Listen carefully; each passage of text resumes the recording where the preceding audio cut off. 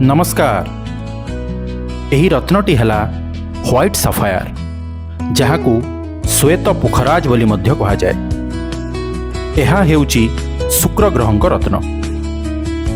यही रत्न धारण कले धन, समृद्धि एवं आर्थिक स्थिरता वृद्धि हुए। वैवाहिक जीवन में सुख एवं प्रेम प्राप्ति हुए और संबंध रे समन्वय आसे।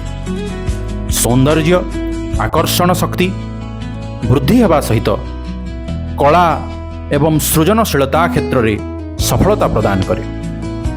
जदि जातकरे शुक्र ग्रह दुर्बल स्थिति रे थांती तेबे सेई ग्रहर शक्ति वृद्धि करने आपण श्वेत पुखराज रत्न धारण करिपारंती। किंतु मने रखंतु, ज्योतिषीय परामर्श नहीं ही आपण रत्न धारण करंतु। जदि आपण मोठारू रत्न परामर्श चाहती तेबे मते जोगाजोग करिपरिबे। मु एस्ट्रोलॉजर सत्यस्वरूप पंडा। धन्यवाद। जय जगन्नाथ।